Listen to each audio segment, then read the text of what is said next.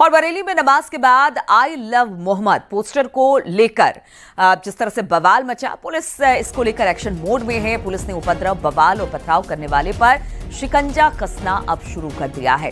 Bareilly police ने अलग अलग 5 एफआईआर दर्ज की है। साथ ही पुलिस ने 39 लोगों को अब तक गिरफ्तार किया है। बरेली में इस वक्त चप्पे चप्पे पर पुलिस फोर्स की तैनाती की गई है। सुरक्षा बेहद सख्त। वहीं तौकीर रजा को हाउस अरेस्ट किया गया है, क्योंकि कल भी जिस तरह से तौकीर रजा ने कहा था कि वो जुलूस निकालेंगे और फिर लोगों को इकट्ठा होने की अपील उसकी तरफ से की गई थी तौकीर रजा की तरफ से। बाद में हाउस अरेस्ट किया गया तो कहा गया कि उसने अपना प्रोटेस्ट कैंसिल कर दिया है, लेकिन तौकीर रजा का कहना था कि उन्होंने अपना प्रोटेस्ट कैंसिल नहीं किया। बाद में बरेली में हंगामा हुआ। अब इसे लेकर लगातार पुलिस एक्शन में है।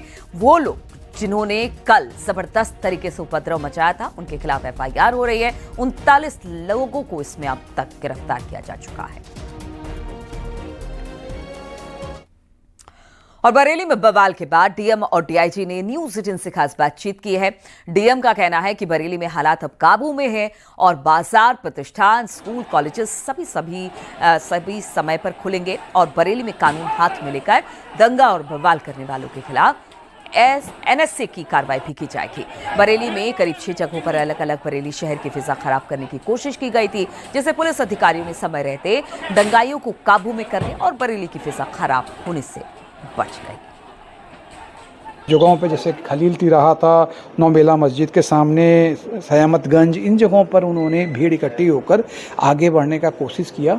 तो वहाँ पर जब उससे पुलिस से ने उनको समझाया बुझाया, लेकिन वो नहीं माने और उसके बाद उन्होंने उल्टे जो है कानून और शांति व्यवस्था की स्थिति भंग करने की कोशिश करते हुए पथराव कर दिया, जिसके जवाब में पुलिस को कानून और शांति व्यवस्था की स्थिति बनाए रखने के उद्देश्य से एक लाठीचार्ज करना पड़ा, जिससे कि उसके बाद सभी अपने अपने घरों को चले गए। स्थिति इस वक्त पूरी तरह से कंट्रोल में, कहीं कोई दिक्कत नहीं है। हमारे मजिस्ट्रेट्स, हमारे सीओ साहबान, एडीएम साहब, एसपी सभी लोग लगातार राउंड द क्लॉक इसमें गश्त कर रहे हैं, नज़र बनाए हुए हैं।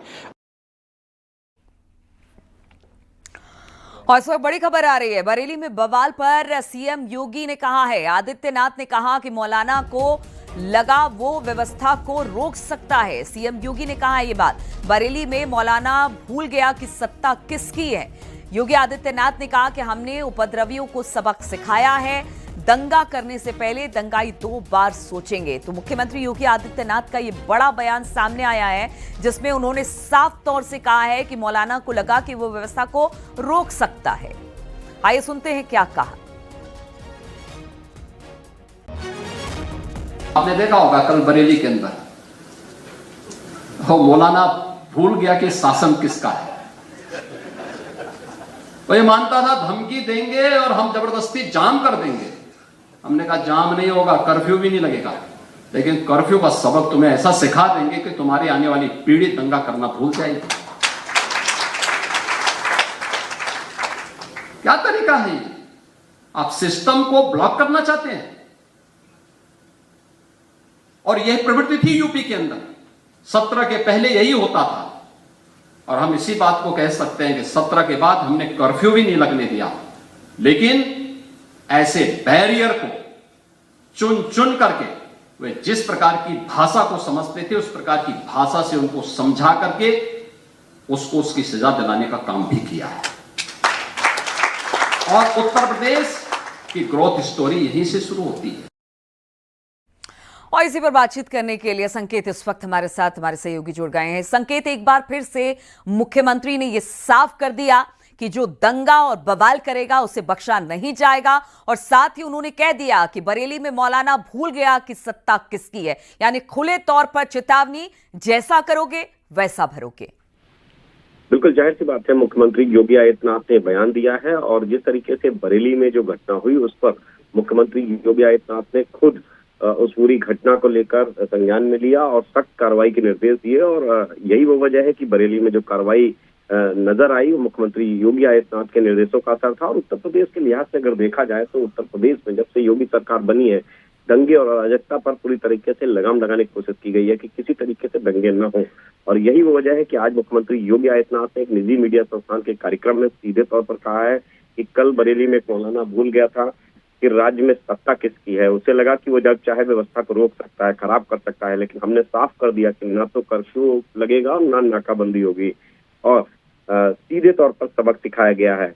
जाहिर सी बात है कि कल मुख्यमंत्री योगी आदित्यनाथ ने बरेली की घटना के बाद देर रात तक बैठक की कानून व्यवस्था को लेकर अफसरों को सीधे तौर पर स्पष्ट निर्देश दे दिए हैं कि बरेली की घटना में किसी भी तरीके से हीला हवाली बर्दाश्त नहीं की जाएगी। सख्त कार्रवाई, ऐसी कार्रवाई की नजीर बन सके, जिसका लोग उदाहरण दे सके, दूसरी जगहों के लोग इस बात को समझें कि अगर योगी सरकार में ऐसी हिम्मत करने की कोशिश की तो किस तरीके की सजा होती है। मुख्यमंत्री योगी आदित्यनाथ ने इस बात को कल ही स्पष्ट कर दिया था और देर रात तक उन्होंने कानून व्यवस्था की बैठक की। आज सुबह भी मुख्यमंत्री योगी आदित्यनाथ ने खुद बरेली की घटना का पूरा फीडबैक लिया कि क्या कार्रवाई की जा रही है, और ये साफ कर दिया है मुख्यमंत्री योगी आदित्यनाथ ने कि 7 पीढ़ियां याद करेंगी बरेली में जिस तरीके से एक मौलाना ने, यानी कि इशारा सीधे तौर पर अब उस मौलाना पर भी है जो नजरबंद है, उसके खिलाफ भी सख्त कार्रवाई होगी, नजीर बनेगी उत्तर प्रदेश में जो माहौल खराब करने की इस तरह की कोशिश करेंगे। बिल्कुल, तो अगर कोई माहौल खराब करने की कोशिश करेगा तो उस पर सख्त कार्रवाई होगी। क्या कुछ कहा कल, जिस तरह से बरेली में हिंसा हुई, उसके बाद मुख्यमंत्री योगी आदित्यनाथ ने क्या कहा, एक बार फिर से आपको सुनाते हैं। आपने देखा होगा कल बरेली के अंदर वो मौलाना भूल गया कि शासन किसका है। वो ये मानता था धमकी देंगे और हम जबरदस्ती जाम कर देंगे।